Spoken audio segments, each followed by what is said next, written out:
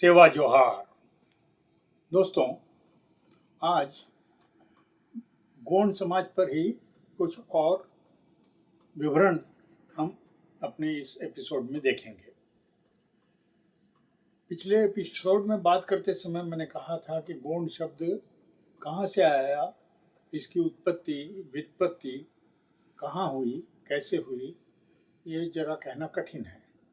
मैंने इस पर और अध्ययन किया तो मुझे पता चला कि तमिल, तेलुगु आदि भाषाओं में कोंडा ये शब्द का अर्थ होता है पहाड़, और तमिल और तेलुगु आदि भाषाओं के पूर्व स्वरूप में जो भाषा मौजूद है वो है गोंडी। तो गोंड शब्द कोंडा या गोंड मतलब पहाड़ी लोग, पहाड़ों पर रहने वाले, इस अर्थ में वो स्थिर हुआ होगा, ये अंदाजा आज लगाया जा सकता है। खैर, हम आगे बढ़ते हैं। अगर एक कबीले के रूप में या एक ट्राइब के रूप में, एक जनजाति के रूप में इनको देखा जाए, गोंड समाज को, तो मुझे लगता है कि ये उनके साथ अन्याय होगा और हमारे विवेक के साथ भी ये अन्याय होगा। हम जानते हैं कि एक ट्राइब में और अन्य जो सामाजिक फॉर्मेशंस हैं, मतलब सामाजिक संगठन हैं, स्वरूप हैं, उनमें भिन्नता हो सकती है और उनके अलग अलग पहचान भी हो सकती है।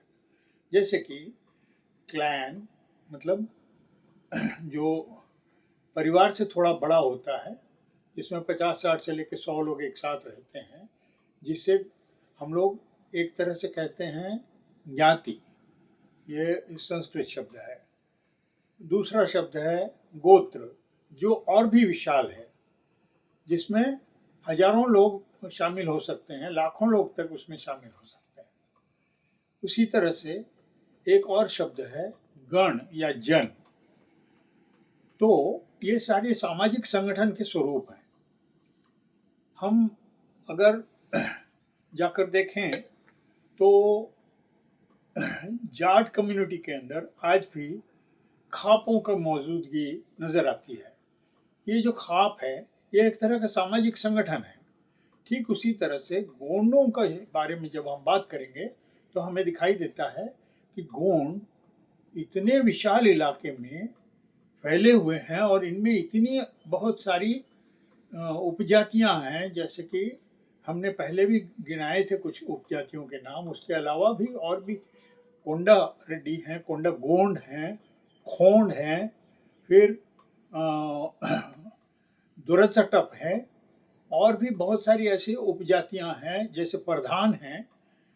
इन सारी उपजातियों को अगर हम गिनते चले जाएं तो गोंडों की सीमा और उनके विस्तार दोनों को गिनती में लेंगे तो ये कोई एक छोटी ट्राइब या एक कबीले के रूप में तो नहीं नजर आती है। फिर ये क्या है? मेरी समझ के अनुसार ये एक जन है, एक गण है।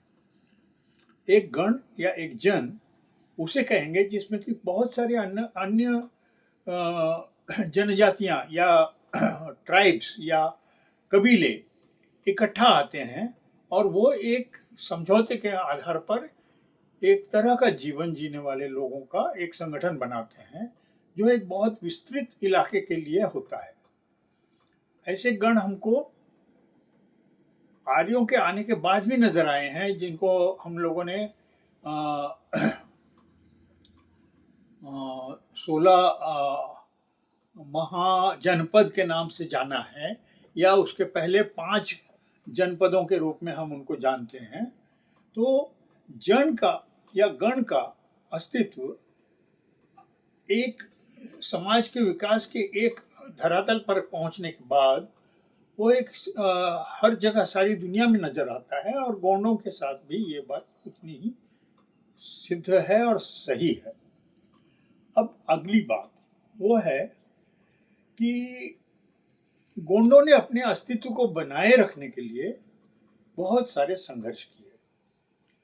और इन संघर्षों में से अधिकतर संघर्ष सामंती दौर में जरूर हुए, लेकिन आज तक उनके ये संघर्ष जारी हैं।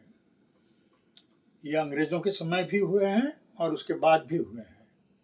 तो इन पर मैं एक अलग से मतलब पूरा विश्लेषण पेश करने की कोशिश बाद में करूंगा, लेकिन इस समय मैं सिर्फ एक संघर्ष की जानकारी आपको यहाँ आपके साथ साझा करूंगा। वो यह है कि 13वीं शताब्दी में, मतलब अलाउद्दीन खिलजी की फौज ने जब दक्षिण पर आक्रमण किया और वरंगल के किले को लूटा, उस समय वहाँ के जो राजा थे, जिन्हें काकतीय राजाओं के रूप में जाना जाता था, उन्होंने पलायन किया। उनके पलायन के समय वो कहाँ गए? एक किंवदंती के आधार पर यह कहा जा सकता है, कुछ ऐतिहासिक तथ्य भी हमारे सामने हैं जिसके आधार पर यह कहा जा सकता है कि वे बस्तर की ओर चले गए और बस्तर में एक नए राज्य की स्थापना की। खैर, इन राजाओं के साथ एक कहानी जुड़ी है और वो है जो अंतिम काकतीय राजा थे, प्रताप रुद्रदेव। उनके समय उन्होंने एक फरमान जारी किया और उस फरमान में उन्होंने कहा कि मेरे राज्य में रहने वाले हर व्यक्ति को सरकार को लगान देना होगा। इस पर वहाँ की गोंड जनता ने आपत्ति की और गोंड जनता की तरफ से सम्मक्का नामक एक महिला ने नेतृत्व संभाला और उसने जवाब दिया कि ये जमीन हमारी है, ये जंगल हमारा है और आप यहाँ पर राज कर रहे हो तो करो, लेकिन इस जंगल पे आपका राज नहीं चलेगा। यहाँ हम कोई किसी को किसी तरह का कर नहीं देंगे, लगान नहीं देंगे। और इसी बात पर युद्ध हुआ और मेडारम नामक गांव में, जो कि वरंगल जिले में पड़ता है, वरंगल जिला पुराना वरंगल जिले में पड़ता है, अभी वो मुलुगु जिला में है, उस गांव में एक लड़ाई हुई, जिस लड़ाई में काफ़ी गोंड लोग शहीद हुए। सम्मक्का उनमें सबसे श्रेष्ठ नेतृत्वकारी व्यक्ति थी, इसीलिए उसके नाम से वहाँ अभी हाल तक और अभी आगे भी जारी रहेगा, 2 वर्ष में फरवरी के महीने में एक बार मेला भरता है और वो मेला 3 दिन का होता है। वहाँ लाखों लोग उस मेले में शामिल होने आते हैं। तो ये जो लड़ाई थी उसमें सम्मक्का का बेटा, जिसका नाम जम्पन्ना था, वो शहीद हुआ था और उसकी खून से वहाँ की जो छोटी सी नदी की धारा थी वो रक्तिम हो गई थी। इसीलिए उस नदी का नाम जम्पन्ना के नाम से जम्पन्ना वागु रखा गया। उनकी एक बेटी थी जिसका नाम सारलक्का था या सारलम्मा था और उसका पति, ये सारे लोग वहाँ शहीद हुए थे। खैर, ये उनकी पहली और सबसे पुरानी लड़ाई जो मेरी जानकारी में है उसकी कहानी हुई। अब आगे एक और बात आपके सामने रखूँगा और वो भी काफ़ी दिलचस्प है। मध्य भारत में और मध्य युग में 12वीं 13वीं शताब्दी के बाद जो गोंड शक्तियों का उभार होता है, जिसका उल्लेख पहले भी मैं कर चुका हूँ, उसमें हम देखते हैं कि कुछ स्थानीय राजा पैदा होते हैं जो एक जिले तक सीमित हैं या 2-3 परगने तक सीमित हैं। ठीक इसी समय हम देखते हैं कि इसके पश्चिम वाले हिस्से में, मतलब मालवा और मालवा के आगे राजस्थान का जो इलाका है, मारवाड़ का, वहाँ भी राजपूत राजाओं का उत्थान इसी दौर में दिखाई देता है और इनके बीच संसर्ग हुए, संपर्क हुए और विवाह भी हुआ। और ये जो चीज़ थी ये राजाओं तक सीमित थी, लेकिन इसकी वजह से मुझे लगता है कि गोंडों का जो विकास था, जो एक सामंतवाद की ओर आगे बढ़ सकता था, उसमें कोई बाधा आई है। इस बारे में और भी अध्ययन की ज़रूरत है, लेकिन ये दिलचस्प एक तरह से इसलिए है क्योंकि हम राजपूतों को तो बाद में भी देखते हैं जो मुग़ल पीरियड में मुग़ल साम्राज्य के अंतर्गत अपने आप को मतलब ढाल लेते हैं और उनका मतलब उनका इतिहास एक तरह से जारी रहता है। लेकिन गोंडों के साथ ये बात नहीं हुई, वो धीरे धीरे काल के गाल में समा गए। अब अंतिम बात गोंड भाषा की। गोंडी भाषा बहुत विस्तृत इलाकों में समझी जाती है, बोली जाती है। और मैं जब दक्षिण भारत में था तो मुझे 2000 से 2010 के बीच में पता चला कि गोंडी भाषा की अपनी लिपि भी है। उटनूर नामक एक जगह जो कि पुराने आदिलाबाद जिला का हिस्सा है, और उटनूर में एक मंदिर है जिसे नागोबा मंदिर कहते हैं।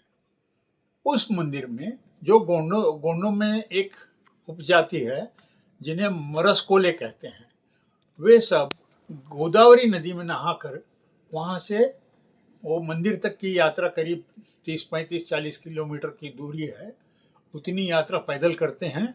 और उसके बाद उस नागोबा मंदिर में 2-3 दिन का एक बड़ा कार्यक्रम होता है, वहाँ मेला होता है और पूजा वगैरह होती है।